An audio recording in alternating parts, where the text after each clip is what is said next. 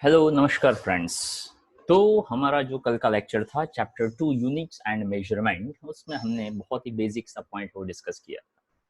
उस पॉइंट में हमने देखा था क्या होता है पैरालैक्स मेथड, और पैरालैक्स मेथड की हेल्प से लॉन्ग डिस्टेंसेस को हम कैसे मेजर कर सकते हैं, जिसके अंदर हमने ट्राई किया basic formula that is angle is equals to arc upon radius. कैसे मून का डिस्टेंस है वो फाइंड कर सकते हैं, या तो कोई भी प्लैनेट का डिस्टेंस फाइंड कर सकते हैं, और कैसे उसके कोई डायमेंशंस मिल सकते हैं।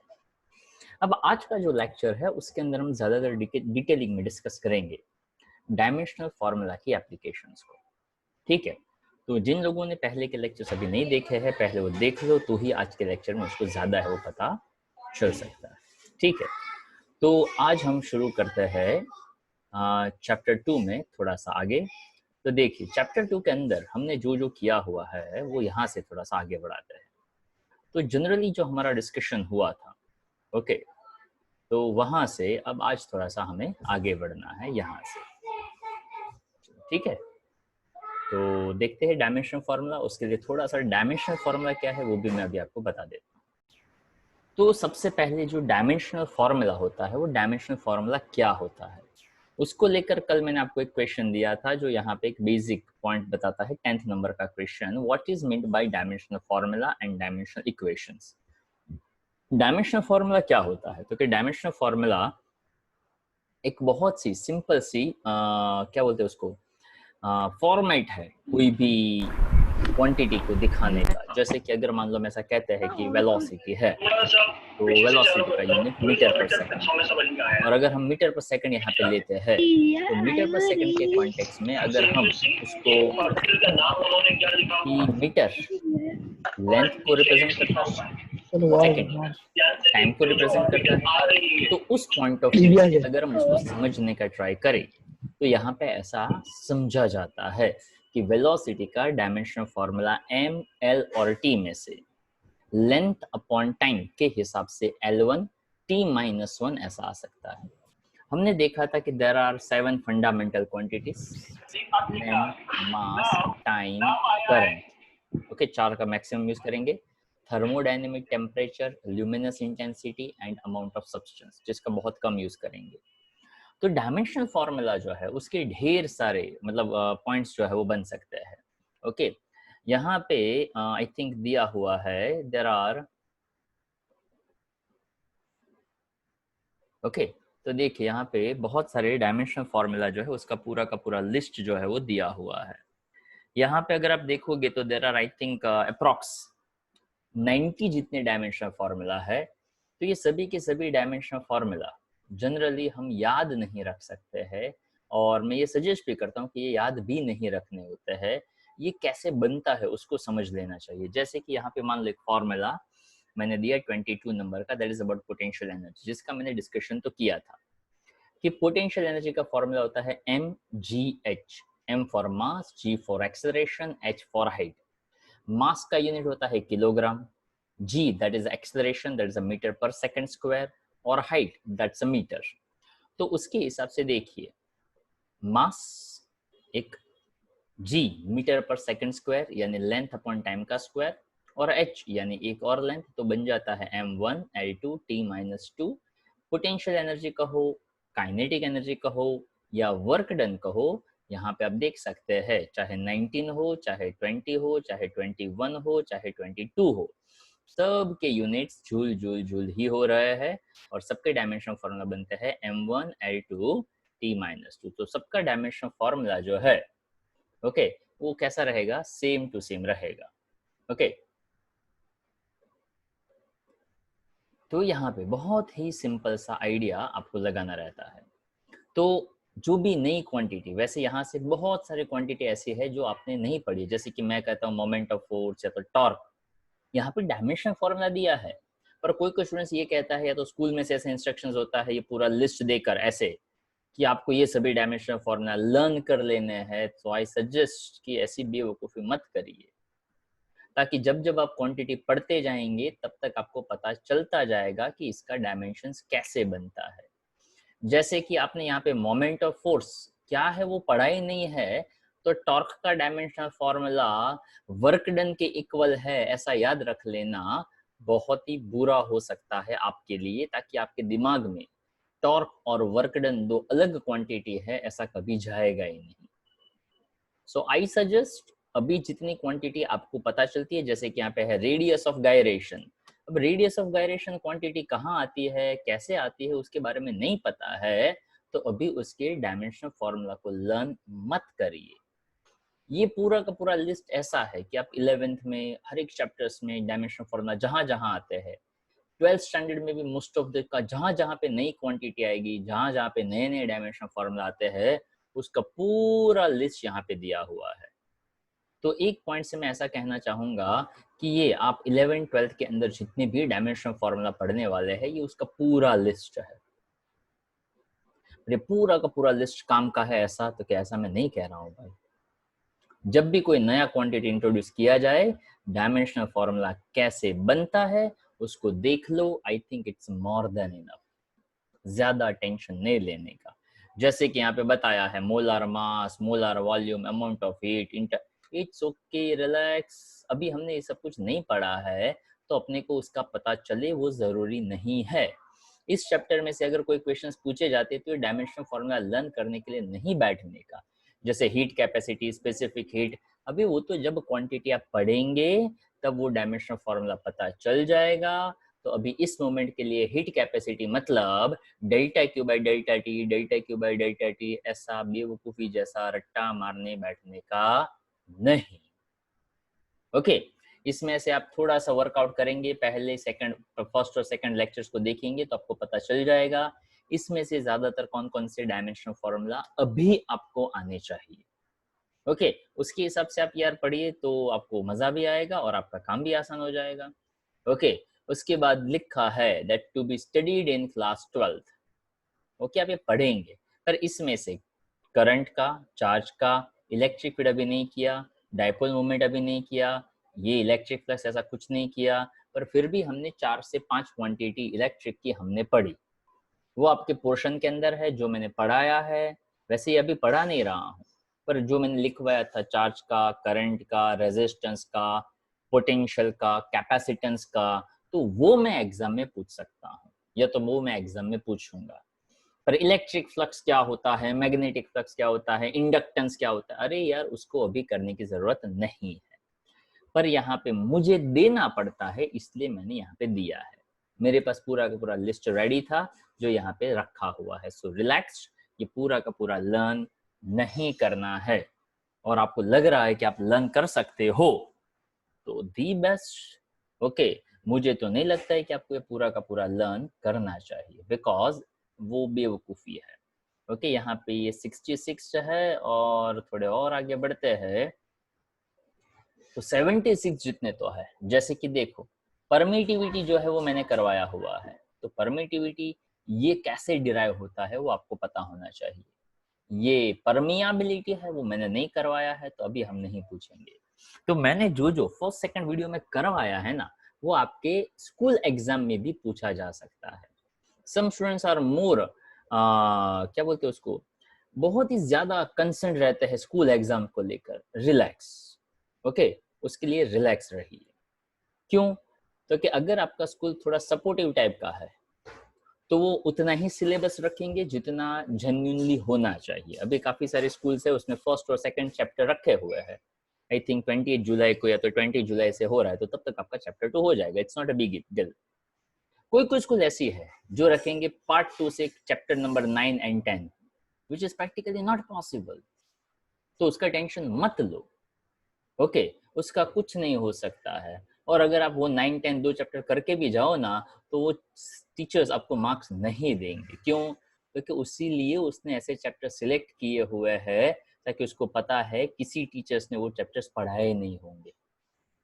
ओके, तो ऐसे भी स्कूल्स होते हैं। और 11th 12th का जो आप 11th का स्पेशली आपका जो स्टडी है, वो दूसरी आपने जो भी पढ़ा हुआ है उससे वो कंप्लीट डिफरेंट एक्सपीरियंस आपका होने वाला है। But I suggest focus on the studies. जो नया सिखाया जाए उसके ऊपर फोकस करिए, which is more important for you. Dimensional formula जो काम की क्वांटिटी है उसका कैसे बनता है वो मैंने आपको बताया। जहां जहां पे डेरिवेशंस करना है वो डेरिवेशंस का मैंने आपको ट्राई करवाया कि आप इसको ऐसे डिराइव करिए. There is no need to remember m-1, l-3, t4 and a2, but it is more important the formula f is equals to 1 upon 4 pi epsilon naught q1 q2 by r square. ये formula याद है तो epsilon not को आप subject of equation बना सकते हो. Just try to remember it's a unit as well as this kind of a formula. अगर आपको ऐसा फॉर्मूला याद है तो यूनिट याद आ जाएगा. यूनिट याद आएगा तो डायमेंशनल फॉर्मूला आप खुद बना सकते हो और वो बनता जाएगा, बनेगा, डेफिनेटली बनेगा, पर उसके लिए आपने एफर्ट्स प्रॉपरली डाले होंगे तो वो यूनिट जो है या तो डायमेंशनल फॉर्मूला है वो बन जाएगा. ठीक है. अब इस डायमेंशनल फॉर्मूला को लेकर हमने यहाँ पे बताया था दैट्स अ डायमेंशनल एनालिसिस, और उस एनालिसिस के 3 पार्ट थे. ओके. उसमें से भी मैंने फर्स्ट एक पार्ट जो है वो करवाया है. आज उसको थोड़ा सा हल्का सा हम देंगे, आइडिया लेंगे और उसके बाद थोड़ा सा और आगे बढ़ेंगे. ठीक है. तो देखो 10th नंबर का क्वेश्चन आपने किया था. 11th नंबर का ऐसा था, mention some applications of dimension analysis. That's 3 applications. First one that's given, convert a physical quantity from one system to the another system, जो हम कर चुके हैं, जिसको हम कहते हैं MKS to CGS में कन्वर्ट करो या CGS to MKS में कन्वर्ट करो. नंबर 1 आइडिया हम दे देते हैं. करना क्या है तो कि करना बहुत ही सिंपल है. उसमें MKS to CGS में जाना या CGS to MKS में जाना, तो उसके लिए आप ऐसा सोचिए, बड़ी क्वांटिटी से छोटी क्वांटिटी में आ रहा है, मतलब MKS metre kilogram second, centimetre gram second. बड़े से छोटी क्वांटिटी में अगर आप जाते हो तो 10 का पावर पॉजिटिव लेना है. और इसको एकदम शॉर्ट में मैं समझाऊं तो एकदम शॉर्ट में आप ऐसा कर सकते हैं. ओके. तो एकदम शॉर्ट में आप ऐसा कर सकते हैं कि जैसे कि डायमेंशनल फॉर्मूला मैंने ले लिया m1a2t-2, जो एनर्जी का है, जिसका जूल वैल्यू है. अगर मुझे उसको जूल यानी MKS टू CGS में कन्वर्ट करना है तो मास जो यहाँ किलोग्राम में देखता हूँ उस मास को मैंने ग्राम में कन्वर्ट कर दिया, यानी 1 किलो 10⁻³ यानी 1000 ग्राम m⁻⁻1. लेंथ यहाँ मीटर में है, उसको मैंने सेंटीमीटर में देख लिया और पावर हो गया T. No tension for time, time में कोई टेंशन नहीं है, चेंज नहीं है, बिकॉज सेकंड टू सेकंड ही जाएगा. तो देख लो, पावर टू पावर मल्टीप्लाई करो, 10⁻³ m⁻1, 10⁻4 l⁻2, यानी यहाँ पे t नहीं पर l⁻2 and t-2. So your answer is ready, 10⁻7 m1 l2 t-2. तो यहाँ पे भी m1 l2 t-2, यहाँ पे भी m1 t-2, ये जूल में था और ये आ जाता है अर्ग में. जूल MKS में है और अर्ग CGS में है. ये बहुत शॉर्ट में मैंने आपको फर्स्ट क्वांटिटी को कैसे कन्वर्ट करना है वो मैंने दिखाया. उसका बेसिक मेथड भी हम डिस्कस कर चुके हैं. वो बेसिक मेथड कैसे काम करता है उसके लिए यहाँ पे 12th नंबर का क्वेश्चन है कि मान लो एक सिस्टम को दूसरे सिस्टम में कैसे कन्वर्ट करना है. तो एक सिस्टम के लिए यहाँ पे U1 और दूसरे सिस्टम के लिए यहाँ पे U2 ऐसा लिया हुआ है. N1 और N2, जैसे यहाँ पे 1 जूल 10⁻7 अर्ग बना तो 1 उसकी जगह पे N1 यहाँ पे दिया है और 10⁻7 जो बना उसकी जगह पे यहाँ पे N2 लेना है. तो जनरली वो 10⁻7 होता है, वो मुझे नहीं पता था, इसलिए आप देख सकते हो N2 को सब्जेक्ट ऑफ इक्वेशन बना दो और बात यहाँ पे खत्म हो गई. M1 अपॉन M2, तो M1 यानी क्या, तो कि फर्स्ट सिस्टम में मास किस में था, तो कि किलोग्राम में था. सेकंड में किस में है, तो कि ग्राम में है. तो किलोग्राम टू ग्राम करना है या ग्राम टू किलोग्राम करना है, उसके हिसाब से यहाँ पे मास का, लेंथ का और टाइम का आप सेम यूनिट कन्वर्ट करते जा सकते हो. जैसे कि मुझे CGS में कन्वर्ट करना है तो M2 है वो तो ग्राम में ही है, पर M1 किलोग्राम में था तो मुझे ऐसा सोचना पड़ता है 10⁻3m, नीचे सिर्फ m, because that's in a gram. mm cancel हो गया तो क्या आ जाता, तो कि 10⁻3 सिंपल आ जाता, that's a gram value. Okay. तो उसके हिसाब से आपको उसका पूरा आइडिया है वो आ सकता है. अगेन आई मेंशन, जो पहला वीडियो अपना हो चुका है आगे का, उसको रेफर करिएगा, डेफिनेटली पता चलेगा. आज उससे थोड़ा आगे बढ़ना है. वैसे 13 नंबर का क्वेश्चन है, वो भी मैं आपको पहले बता चुका हूं, पर ये एक मजेदार चीज है जिसको हम कहते हैं principle of homogeneity of dimensions.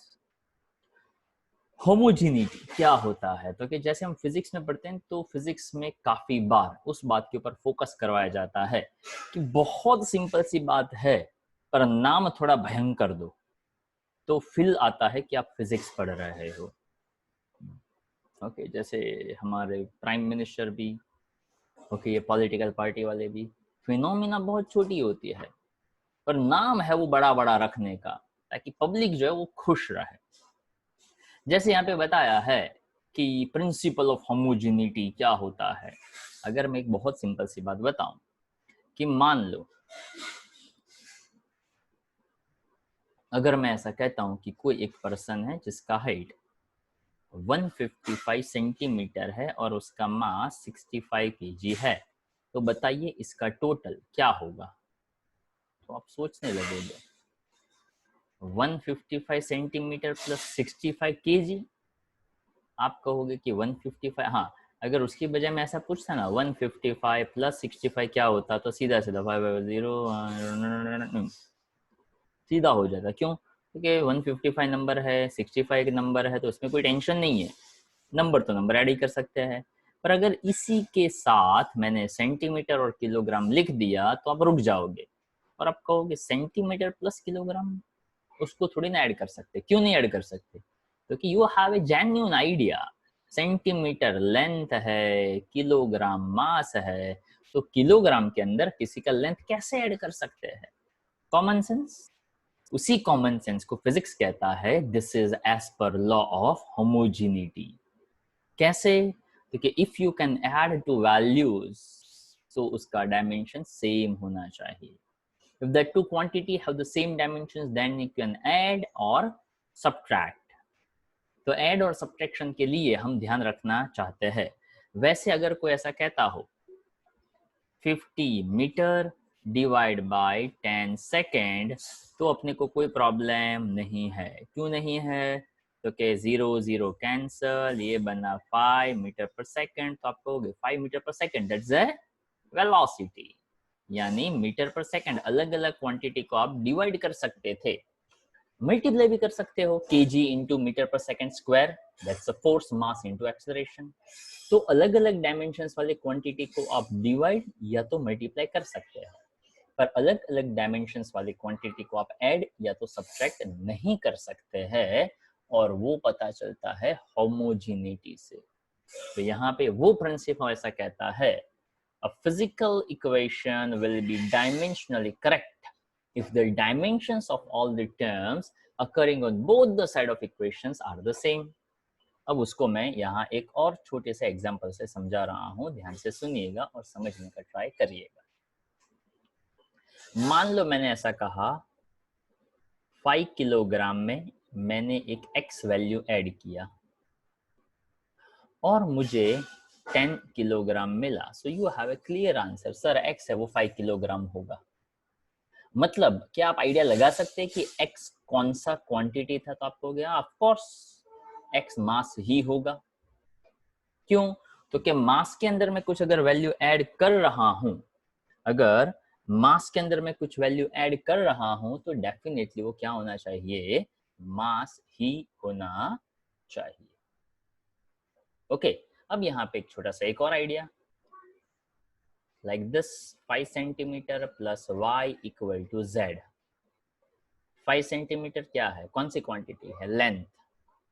तो y क्या होगा? आप कहोगे लेंथ, ताकि लेंथ के अंदर क्या ऐड हो सकता है? लेंथ ही ऐड हो सकता है। लेंथ में लेंथ ऐड करेंगे तो क्या बनेगा? तो आप फिर से कहोगे लेंथ ही बनेगा भाई।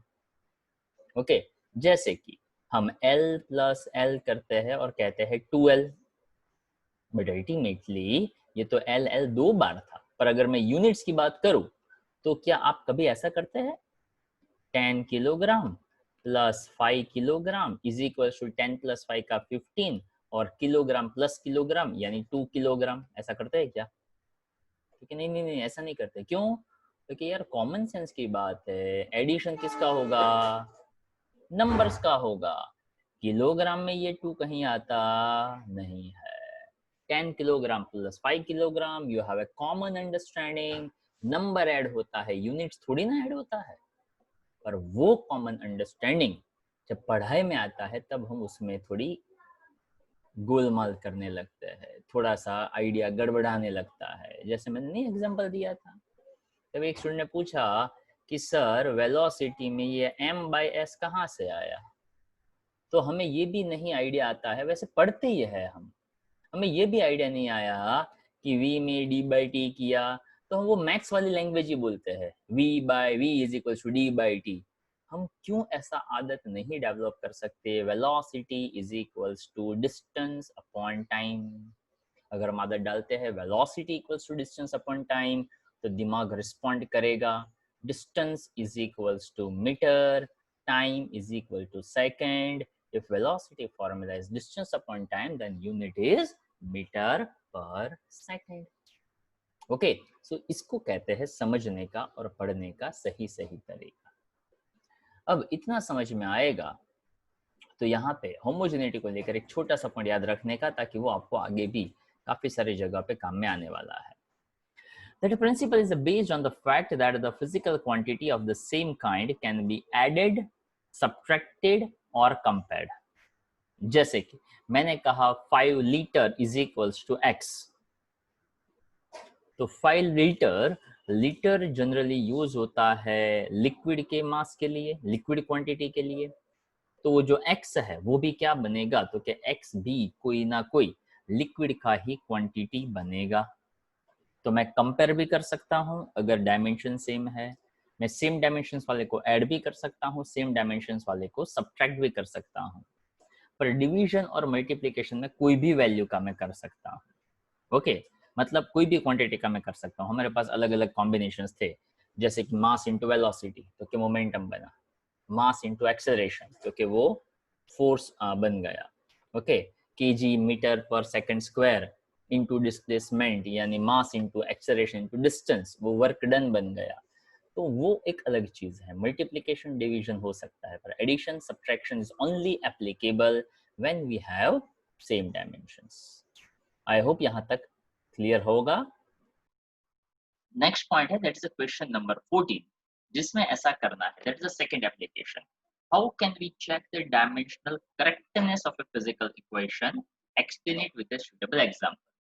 तो उसके लिए पहले मैं एग्जांपल के साथ समझा देता हूं और उसके बाद हम उसका यहाँ पे गिवन आइडिया है उसको समझने का ट्राई करेंगे। देखिए, अब यहाँ पे हम ऐसा समझते हैं कि डायमेंशनली करेक्ट होना, तो फिर डायमेंशनली करेक्ट होना ऐसा किसको कहते हैं। फॉर एग्जांपल, मान लो मुझे ये इक्वेशन लेना है, ओके, और मैं यहाँ पे बता देता हूँ to check correctness of equation, मतलब इक्वेशन सही है या नहीं मुझे चेक करना है। तो उसके लिए मैं यहाँ पे ले लेता हूँ P जो है वो प्रेशर है, रो डेंसिटी है, G ग्रेविटेशनल एक्सेलरेशन है और H हाइट है। प्रेशर, क्योंकि प्रेशर का बेसिक फॉर्मूला, याद होना चाहिए फोर्स अपॉन एरिया, उसका यूनिट याद आना चाहिए न्यूटन पर मीटर स्क्वायर। इसके हिसाब से न्यूटन इज इक्वल टू याद आना चाहिए KG metre per second square into metre square. तो आई ऑलवेज इंसिस्ट कि प्रेशर का डायमेंशनल फॉर्मूला क्या है उसको मत याद करो, प्रेशर का बेसिक फॉर्मूला क्या है उसको याद करो। आप इस तरीके से उसका एक बेसिक यूनिट बना सकते हैं, और यूनिट रेडी तो डायमेंशनल फॉर्मूला भी रेडी। और आगे के लेक्चर में कहा था कि अगर ये स्क्वायर फॉर्म में हो, मतलब स्क्वायर ब्रैकेट में लिखा है, तो आप उसको कहते हैं कि हम उसका डायमेंशनल फॉर्मूला दिखाना चाहते हैं। वो बन गया m1 l-1 p-2। Some students insist कि सर આપણને આવડતું હોય તો પછી આ ડાયરેક્ટ લખાય। हाँ લખાય, કેમ ના લખાય। But most of the case होता क्या है एग्जाम के टाइम पे कि हम कंफ्यूज होते हैं कि m है 1 है 1 है 2 है, पर कहाँ माइनस है वो अपने को याद नहीं है। 112 दैट्स अ प्रेशर। ओके, ये 112 वाला जो प्रेशर होता है वो काफी बार स्पेशली एग्जाम के टाइम पे कंफ्यूज कर देता है। तो मैं इंसिस्ट ये करता हूँ कि हर वक्त आप भले ही पहली बार समझते तो टाइम ज्यादा लगेगा, पर बार बार रिपीटेशन से आपका स्पीड जो है वो बढ़ जाएगा, तो आपको इजीली आंसर निकालना आ सकता है और ये श्योर फॉर्मूला मिलना चाहिए। डेंसिटी, अब डेंसिटी के लिए इतना रिपीट करने की कोई जरूरत नहीं, क्यों? क्योंकि डेंसिटी हमें पता है, उसका रिपीटेशन हो चुका है m1l-3, ओके, और वो हमें अच्छी तरह से पता ही है m1l-3 T0 because density is equals to mass upon volume। तो मास अपॉन वॉल्यूम के हिसाब से आपका ये काम जो है वो आप कर सकते हैं, ठीक है सर। उसके साथ साथ एक और चीज यहाँ पे आप देखनी है कि अगर हम ग्रेविटेशनल एक्सेलरेशन लेते हैं, तो ग्रेविटेशनल एक्सेलरेशन है, उसमें क्या करना है, ध्यान से सुनिएगा, एक मिनट पहले सुन लीजिए। ग्रेविटेशनल एक्सेलरेशन क्या होता है, क्योंकि जी यानी acceleration that is metre per second square, तो m0l1t-2 ऐसा होता है, और हाइट यानी h m0l1t0।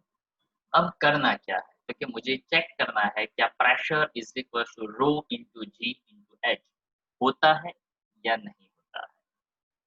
पहले प्रेशर का वैल्यू लेफ्ट हैंड साइड था, तो मैं ऐसा कह सकता हूँ LHS is equal to pressure m1l-1t-2 है, तो क्या हाँ है। अब RHS साइड क्या दिया हुआ है, तो कि तीन क्वांटिटी का मल्टीप्लिकेशन है, रो है, जी है और एच है। रो m1l-3 है, जी l1t-2 है, और h l1 है। अब आपको बेसिक बेसिक मैथ्स आता है, अगर जिस किसी का बेस सेम हो तो आप पावर को क्या कर सकते हो, तो क्या पावर को ऐड कर सकते हैं। तो देखो यहाँ पे आता है m1, m एक ही है, l-3 भी है, 1 भी है और 1 भी है, तो सेम बेस हो तो पावर को क्या कर सकते हो, आप पावर को ऐड कर सकते हो। तो -3 +1 +1, तो क्या बचेगा, -1 बचेगा, और t एक ही है, t-2, ये बना इक्वेशन 2। तो इक्वेशन 1 देखा, इक्वेशन 2 देखा, मन में लड्डू फूटा कि अरे वाह, ये तो दोनों सेम टू सेम है, तो हम कह सकते हैं कि yes T is equals to rho g h, that is dimensionally correct. तो यहाँ पे LHS का डायमेंशन और RHS का डायमेंशन कैसा हो गया, सेम हो गया। आई इंसिस्ट आप इसका स्क्रीनशॉट है वो ले लो, ताकि ये आपको होमवर्क में लिखना है, ओके, और ये नोट्स में मिले, कि क्लास वर्क की हर एक चीज नोट्स में मिले ऐसा नहीं होता है। नोट्स इज फॉर रेफरेंस, इसमें से ज्यादातर क्वेश्चंस आपको प्रिपेयर करने चाहिए, बट ऑलवेज हम क्लास वर्क में कभी कभार थोड़ा बहुत कुछ कुछ तो ऐसा होता ही है जो आपको पता होना चाहिए, या तो कुछ हम नया देते हैं। अब देखो, तो इसका स्क्रीनशॉट ले लो तो ज्यादा अच्छा रहेगा। अब यहाँ पे एक और एग्जांपल दिया है कि s is equal to ut plus half at square. तो अभी जो मैंने एग्जांपल दिया था ना, वो law of homogeneity, s distance, distance is equals to एक क्वांटिटी ऐड किया प्लस दूसरा क्वांटिटी ऐड किया। तो अभी जैसे मैंने प्रिंसिपल ऑफ होमोजेनिटी समझाया था कि distance is equals to one quantity plus second quantity, तो डिस्टेंस में आप ऐड क्या कर सकते हो, डिस्टेंस में आप डिस्टेंस ऐड कर सकते हो, या तो दो वैल्यू को ऐड करने से अगर मुझे डिस्टेंस मिला तो दोनों क्वांटिटी कौन सी होगी, तो ऑफ कोर्स डिस्टेंस ही होगा ना। जैसे नहीं कहा था मास में क्या ऐड करोगे तो क्या मिलेगा, तो क्या भाई मास में तो आप मास ही ऐड कर सकते हो, और मास में मास ऐड किया तो मिलेगा भी क्या, मास ही मिलेगा। I hope you understand my point. As per the homogeneity, कोई भी दो क्वांटिटी को ऐड या तो सब्ट्रैक्ट तभी कर सकते हो जब उसका डायमेंशन कैसा हो, same. s is equal to u t लिखा, तो s अगर डिस्टेंस है तो u इंटू टी भी क्या होना चाहिए, डिस्टेंस ही होना चाहिए। Plus half A T square करता हूँ, हाफ तो नंबर है उसका कुछ नहीं होगा, a इंटू टी स्क्वायर वो भी क्या होना चाहिए, वो भी डिस्टेंस ही होना चाहिए, और वो हमें डायमेंशनली यहाँ पे बताना है, तो वो यहाँ पे डायमेंशनली बताया।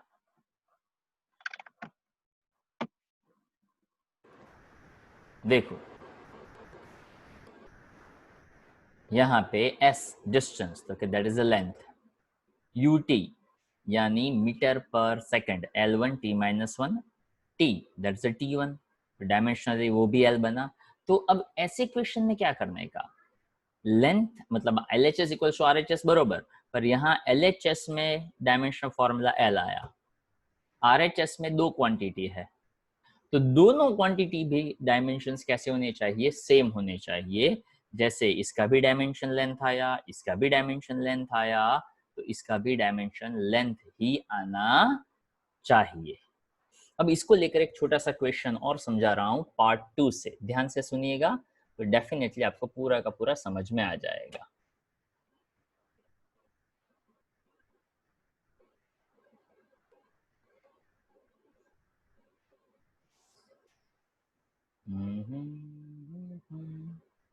देखो यस, किधर गया, यस, यहाँ पे लिखा है check the correctness, f into S half M we square minus half M you square.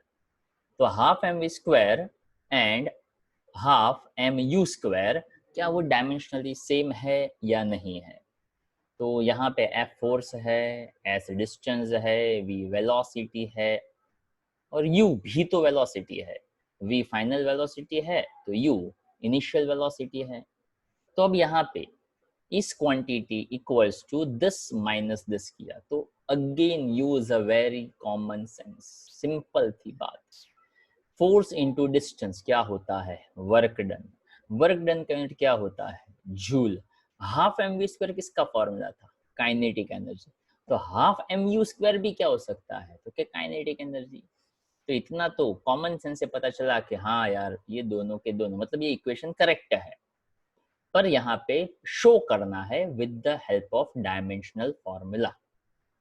देखो LHS में है फोर्स इंटू डिस्टेंस, फोर्स का बेसिक फॉर्मूला क्या, मास इंटू एक्सेलरेशन, जो यहाँ पे हम नहीं दिखाते ताकि अब हम ऐसा मान लेते कि वो आप खुद सोचते हो। फोर्स का फॉर्मूला मास इंटू एक्सेलरेशन, मास का यूनिट केजी, एक्सेलरेशन का मीटर पर सेकंड स्क्वायर, तो m1 l1 t minus 2 force का बन गया, डिस्टेंस l बन गया, तो m1 l2 t minus 2, equation 1 बना दो आप, भले यहाँ पे ना लिखा हो इक्वेशन 1 बना दो। Half M u v square, half is a number, number का कोई डायमेंशंस नहीं होता है। ओके, जैसे ही मान लो मैंने ऐसा कहा कि भाई किसी का हाइट 160 है, तो आप कहोगे 160 क्या, सेंटीमीटर, मिलीमीटर, किलोमीटर, ओके, क्या हाइट है, तो बरोबर 160 है, बरोबर है, पर क्या मिलीमीटर, माइक्रोमीटर, कुछ भी तो हो सकता है। ओके, अगर मैं ऐसा कहता हूँ कि इससे मास, तो 160 क्या, ग्राम, किलोग्राम, क्विंटल, ओके, पर कोई नंबर है तो नंबर से पता नहीं चला सकते आप कि ये कौन सा क्वांटिटी होगा। ओके, इफ आई आस्क बताइए कौन सा क्वांटिटी है, तो नहीं पता चल सकता है। ओके, ये कोई भी क्वांटिटी हो सकता है, 160 किलोमीटर पर आवर, ये तो वेलोसिटी बन गया, 160 जूल तो ये एनर्जी बन गया, 160 न्यूटन तो ये फोर्स बन गया। तो नंबर का कोई डायमेंशंस नहीं होता है। मास यानी m1, वेलोसिटी का स्क्वायर यानी l1 t माइनस 1 का भी स्क्वायर करो, पावर टू पावर करेंगे तो m1 l2 t minus 2, same way u भी इनिशियल वेलोसिटी है तो वो भी देगा m1 l2 t माइनस 2। तो पता चल गया इसके, इसके और इसके सभी के डायमेंशंस कैसे है, सेम टू सेम है। I hope it's clear.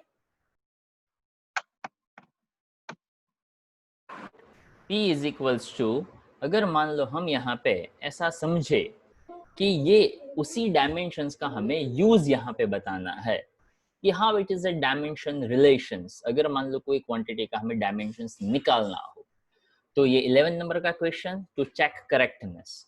अब ये 12 नंबर का क्वेश्चन ऐसा है कि मान लो कि वो डायमेंशनली करेक्ट है, मतलब तो के लेफ्ट साइड जो क्वांटिटी है और राइट साइड जो कॉम्बिनेशन दिया है वो दोनों के डायमेंशंस इक्वल है।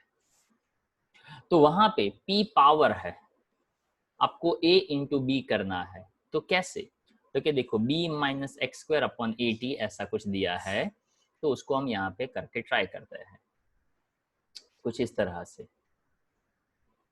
ओके, फॉर्मूला ऐसा दिया, P is equals to B minus x square upon AT। आपको A इंटू B जो है वो करना है, ठीक है। तो कैसे करेंगे, तो कि आपको ऐसा सोचना है कि इसका डायमेंशंस और इसका डायमेंशंस कैसा होना है, सेम होना है।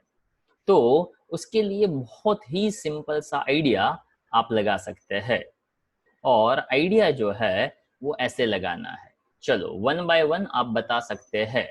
P क्या है, तो कि P जो है वो पावर है। Yes anyone tell me what is power dimensional formula, या तो पावर का बेसिक फॉर्मूला। चलो डायमेंशनल फॉर्मूला नहीं, तो पावर का फॉर्मूला क्या होता है। आप पियेंगे चाय, तो घर पे पी लीजिए। चलो पावर का बेसिक फॉर्मूला क्या होता है।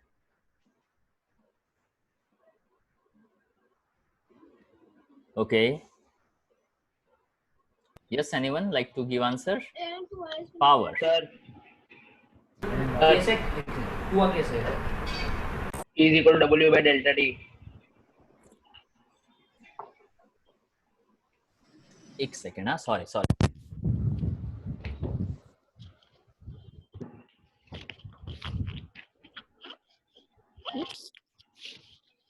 वर्क डन इक्वल्स टू उसका dimensional formula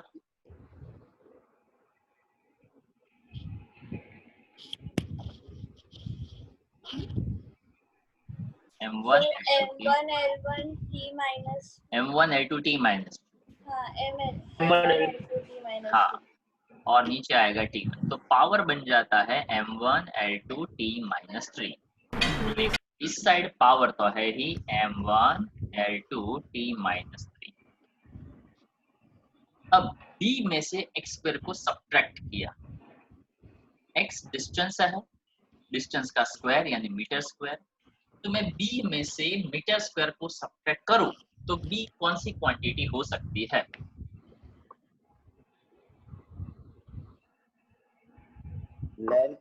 length use common sense, use common sense. x square है भाई, वो x नहीं है। एरिया। हाँ जी, तो कोई बता सकता है B का डायमेंशंस क्या बन जाएगा। अगर x स्क्वायर का यूनिट क्या बन गया, चलो फटाफट, x स्क्वायर का यूनिट क्या बन गया। x M0 M0 L2 metre square, T0 x square यानी मीटर स्क्वायर बन गया। तो B क्या बनेगा, मीटर स्क्वायर बनेगा। अगर वो मीटर स्क्वायर बनेगा तो उसका dimensional formula M0 L2 T0। Clear. चलो ये रेडी हो गया। जब मैं metre square minus metre square करूं तो डायमेंशंस के हिसाब से क्या होगा, 0 हो जाएगा, हाँ या ना। Yes anyone tell me metre square minus metre square equals to क्या आएगा। 0। बहुत बढ़िया यार, तो 0 वेरी गुड। चलो 5 metre square minus 3 metre square यानी 5 माइनस 3 का 2 और मीटर स्क्वायर का 0 और आंसर आपका 0। क्यों, अभी तो बोला metre square minus metre square 0 होता है। तो 5 माइनस 3 तो 2 बरोबर है, पर metre square minus metre square नहीं करने का।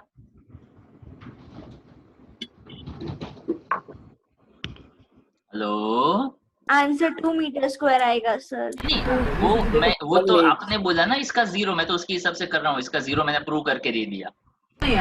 सर कॉमन होगा सर। मैंने ऐसा कहा ये 1 1 है।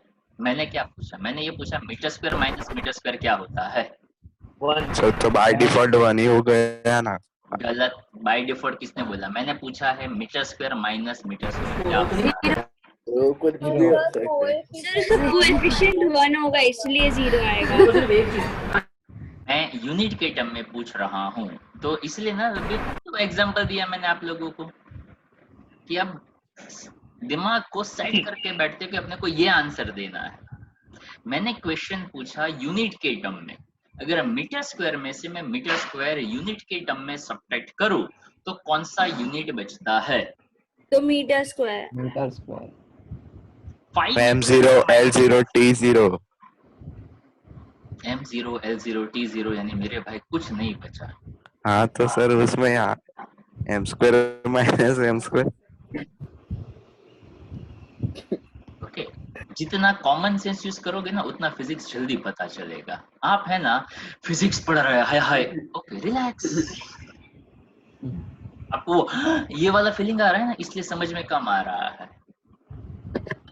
Okay, if you use a common sense, जैसे अभी मैंने बताया कि मीटर स्क्वायर में से मीटर स्क्वायर सब्ट्रैक्ट करो तो क्या बचता है, क्या 0 बचता है? तो नहीं नहीं नहीं, 2 मीटर स्क्वायर बचता है। तो ये 2 कहाँ से आया भाई? वो तो 5 - 3 से आया। तो इस मीटर स्क्वायर में से मीटर स्क्वायर सब्ट्रैक्ट करने का था।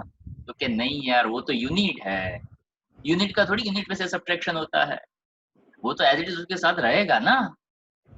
तो हम यहाँ पे कॉमन सेंस कम यूज करते हैं, इसलिए अपने को वो कम समझ में आता है।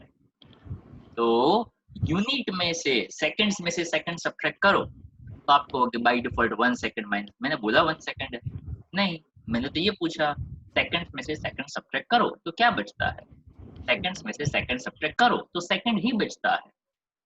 जिस तरह से किलोग्राम में किलोग्राम ऐड करो तो क्या मिलता है, तो आप कहोगे 2 किलोग्राम। नहीं रे भाई, किलोग्राम में किलोग्राम ऐड करो तो किलोग्राम ही मिलता है।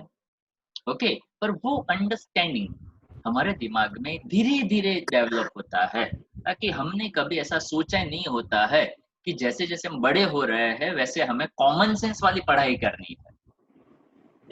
ओके, ये जितना कॉमन है उतना हमारे लिए डिफिकल्ट है। आपका मैथ्स सच में डिफिकल्ट है तो आपको इजी लगता है, क्यों? क्योंकि उसमें आप सोचते कम है। आप लेंथ, एरिया, मास, किलोग्राम, पोटैटोज, टमेटोज, आप रोज देखते हो। हम फिजिक्स में उसकी बात कर रहे हैं, इसलिए डिफिकल्ट है। मैथ्स में आप जो पढ़ते हो कहीं नहीं देखते हो, इसलिए वो इजी लगता है। केमिस्ट्री में 2 हाइड्रोजनिक ऑक्सीजन को मिलाओ, ऐसे करो, मैं भीग गया। क्यों? क्योंकि 2 हाइड्रोजनिक ऑक्सीजन क्या होता है? पानी होता है ना। तो क्या ऐसा 2 हाइड्रोजनिक ऑक्सीजन मिक्स किया पानी बना क्या? ऐसे बनाते हो क्या?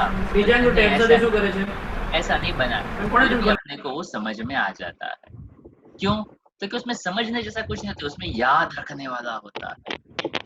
और फिर भी हम ऐसा कहते हैं कि हम उसको समझते हैं। समझना यहाँ होता है। Metre square minus metre square unit metre square ही होता है।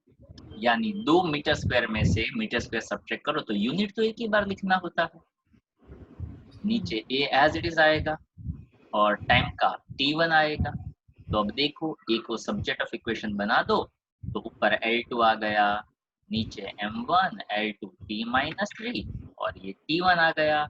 इसको कंबाइंड करो, m ऊपर जाएगा, m-1 L2 L2 कैंसिल हो गया, तो वो हो गया L0 और t-3 t+1 t-2 ऊपर जाएगा t+2 हो गया। तो ये हो गया आपका इक्वेशन ए का, ये हो गया बी का। अब इन दोनों को करो मल्टीप्लाई, तो देखो यहाँ पे क्या बन जाता है। तो क्या m-1 और m0 मल्टीप्लिकेशन करते हैं तो पावर ऐड होता है। ये बना m-1 L0 और ये L2, ये बना है L2। तो आप पूरी क्वांटिटी का मल्टीप्लिकेशन करते हो भाई, तो बेस जिसका सेम हो पावर उसका सिर्फ ऐड होता है। और a इंटू 2 आ गया, तो a इंटू बी क्वांटिटी बन जाती है m-1 L एंड t2। तो यहाँ से क्या समझना था? क्योंकि समझना ऐसा था कि जब ये डायमेंशनली करेक्ट है तो इस साइड का यूनिट और इस साइड का यूनिट, मतलब उसका जो डायमेंशंस है वो डायमेंशंस कैसे होने चाहिए, क्योंकि उसके डायमेंशंस सेम होने चाहिए। अब मैंने जो किया वो सही है या नहीं है, उसको कैसे चेक करेंगे? क्योंकि उसको चेक करने का बहुत ही सिंपल सा आइडिया है। देखो, ये प्रेशर सॉरी पावर था m1 L2 t-3 इस साइड था, इस side b minus x square करो, पर अल्टीमेटली है तो मीटर स्क्वायर ही। तो मैं क्या करता हूँ यहाँ, just to check, b minus x square upon a into T, ये यहाँ पे बन जाता है L2। ए के लिए डायमेंशनल फॉर्मूला क्या मिला, m-1 L0 और T2, एक T था इसलिए वो यहाँ पे T भी आ गया। तो देखो तो अब इसका डायमेंशनल फॉर्मूला क्या बना, कंबाइंड करो, इसको कंबाइंड करते हो तो m-1 ऊपर गया m1 बना, L2 था L0 था तो ये L2 आया, T2 और T1 था T3 बना, ऊपर गया T-3 हुआ। तो क्या ये डायमेंशनल फॉर्मूला और ये डायमेंशनल फॉर्मूला सेम बने, तो क्या हाँ सेम बने, मतलब क्या, तो क्या वो तो उसने पहले से ही बताया था, दिस इज डायमेंशनली करेक्ट। अगर ये डायमेंशनली करेक्ट हो गया मतलब हमने बी का जो डायमेंशन निकाला वो और ए का जो डायमेंशन निकाला वो दोनों के दोनों कैसे बने, राइट बने। ये सभी चीजें एक बार समझने से समझ में नहीं आती है, उसके लिए थोड़ा सोचते रहना पड़ता है कि ये क्या किया गया, ताकि हम यहाँ पे metre square minus metre square को जीरो समझते हैं, ताकि हम ऐसा मान के चलते हैं कि 1 मीटर तो मैं बोलता ना 1 metre square minus 1 metre square है, पर मैंने तो नहीं बोला, पर हमने मान लिया कि metre square minus metre square यानी जीरो ही होता है। ओके, किलोग्राम में से किलोग्राम सब्ट्रैक्ट करो तो बाय डिफॉल्ट जीरो ही होता है, किसने बोला, किलोग्राम में से किलोग्राम सब्ट्रैक्ट करो तो किलोग्राम ही रहता है, मास में से मास निकाल लो तो मास ही बचता है, हाइट में हाइट ऐड करो तो हाइट ही होता है, मीटर में मीटर ऐड करो तो मीटर ही रहता है, 2 मीटर हम नहीं कहते, क्यों, तो कि मीटर में मीटर ऐड करना मतलब मैंने नहीं बताया है कि 1 मीटर में 1 मीटर ऐड करना है, वो तो आप मान लेते हो कि बाय डिफॉल्ट कोई कोएफिशिएंट नहीं था। ये कोएफिशिएंट वाली बातें वो अभी यहाँ पे नहीं होती है, वो बाय डिफॉल्ट वाली बातें, यहाँ पे तो हर एक चीज स्पेसिफिक होती है।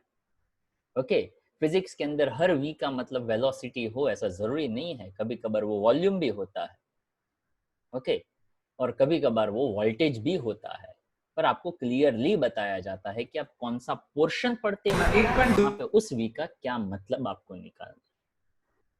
जब तक वो आपके दिमाग में क्लैरिटी नहीं आता है तब तक आपको वो फिजिक्स इतनी अच्छी तरह से समझ में नहीं आता है, and there you have to put some more efforts. जब तक वो एफर्ट्स डालोगे तो आपको मजा आएगा, जब तक एफर्ट्स नहीं डालोगे तो मजा वो कम रहेगा। तो देखो यहाँ पे दिया हुआ है कि b is equal to X square, क्यों, तो कि b में से एक्स स्क्वायर सब्ट्रैक्ट करो तो दोनों के डायमेंशन सेम होंगे, b माइनस एक्स स्क्वायर दोनों के डायमेंशन सेम है इसलिए डायमेंशन सेम ही रहेगा। a और t आ गया, a को सब्जेक्ट बना दिया, p नीचे ले लिया तो p का डायमेंशन रेडी, t का रेडी, L2 रेडी, ये बन गया m-1 L0 T2, तो ये बन गया आपका a, ये बन गया b, दोनों को किया मल्टीप्लाई, हो गई बात खत्म। क्लियर? अब वही चीज आप यहाँ पे लास्ट क्वेश्चन में अप्लाई कर दो, ये वाला 13। The van der Waals equations for a gas is P plus A by V square, V minus B equals to RT. Determine the dimensions of A and B. Hence write the SI unit of A and B. अब जैसे यहाँ पे A into B पूछा था, मैं चाहूँ तो इसमें A upon B भी पूछ सकता हूँ, ताकि A और B अलग अलग डायमेंशंस हो तो आप मल्टीप्लाई और डिवाइड दोनों कर सकते हैं। यहाँ पे A into B पूछते हैं, उसकी बजाय मैं A upon B भी कर सकता हूँ। जैसे यहाँ पे बताया ना dimensions of A and B find करो, तो उसके साथ में 2 और क्वेश्चंस ऐड कर दो, ए बी फाइंड करो, ए इंटू बी फाइंड करो, ए अपॉन बी फाइंड करो, B upon A B find करो, क्यों, तो कि ए और बी मिल गए तो बाकी सब आसान है मिलना। आई होप इट्स क्लियर। यहाँ पे क्या सोचना है, तो कि इसका इसके साथ मल्टीप्लीकेशन नहीं करना है, v माइनस बी किया तो क्या, हाँ यहाँ v वॉल्यूम है, ओके, यहाँ पे बताया नहीं गया है पर मैं यहाँ पे बता देता हूँ, V को वॉल्यूम समझना है, P यहाँ पे प्रेशर समझना है, आप भी लिख लीजिएगा पार्ट 2 के क्वेश्चन 13 के अंदर, P को प्रेशर और V को वॉल्यूम समझना है, बस इतना लिख लो, इसकी कोई जरूरत नहीं है, क्यों, तो कि थोड़ा कॉमन सेंस। मैंने V में से B सब्ट्रैक्ट किया, V क्या है, तो कि वॉल्यूम, वॉल्यूम में से B सब्ट्रैक्ट किया तो B भी क्या हो सकता है, वॉल्यूम हो सकता है। तो देखो यहाँ पे B और V दोनों सेम हो गए, यानी B का भी डायमेंशनल हो गया L3, बहुत सिंपल सी बात। अब मैंने प्रेशर में A upon V square add किया, P प्रेशर है उसमें A बाई V स्क्वायर मैंने ऐड किया, तो a बाई वी स्क्वायर भी किसका डायमेंशन बनेगा, तो कि वो भी प्रेशर का बनेगा। तो देखो यहाँ पे उसने बताया कि प्रेशर का dimension a by V square है, ताकि दोनों को ऐड कर दिया। तो a को सब्जेक्ट बना दो तो वॉल्यूम p के साथ मल्टीप्लाई कर दो, यानी P V square. Pressure m1 L-1 T-2, volume और उसका भी स्क्वायर यानी L3 का square that is L6। Combined करो तो बनता है m1 L5 T-2। a और b रेडी हो गया। अब यहाँ पे तो ये क्वेश्चन खत्म हो गया, पर मैंने उसका एक्सटेंडेड पॉइंट पूछा। a इंटू बी करो, a अपॉन बी करो, b अपॉन a करो, तो करो, क्या प्रॉब्लम है। देखो a और b दोनों को मल्टीप्लाई करो तो m1 L5 L3 यानी वो हो जाएगा L8 और T-2 a इंटू बी हो गया। अब a अपॉन b करो यानी m1 L2 L5 और नीचे है L3 तो बचेगा L2 और ये बचता है T-2। एक और क्वेश्चन में पूछ सकता हूँ कि a अपॉन b करो तो उसका डायमेंशनल फॉर्मूला कौन सी क्वांटिटी के इक्वल आता है, तो आप कह सकते हो कि वो एनर्जी के इक्वल आता है। ओके, b अपॉन a यानी इसका रेसिप्रोकल यानी m-1 L-2 एंड T2। तो बात यहाँ पे खत्म हो गई। तो this is the way consider it's thinking part. इसका भी स्क्रीनशॉट ले लो, जब आप ये होमवर्क में करेंगे तो आपको a into B, a upon B और b अपॉन a के डायमेंशंस भी आपको लिखने हैं। क्लियर। तो देखिए यहाँ पे आपने कितने क्वेश्चंस किए, यहाँ पे आपने ओके बता देता हूँ, इसका ये स्क्रीनशॉट है वो ले लीजिएगा। पार्ट 2 से क्वेश्चन नंबर 13, 12, 11, ओके। तो 11, 12 और 13 यानी यहाँ से मैं बता दूँ आप लोगों को, पार्ट 2 से होमवर्क के अंदर क्वेश्चन नंबर 11, 12 एंड 13, ठीक है। और पार्ट 1 से कौन कौन से क्वेश्चंस किए, तो पार्ट 1 से आई थिंक हमने 2 या 3 क्वेश्चंस किए।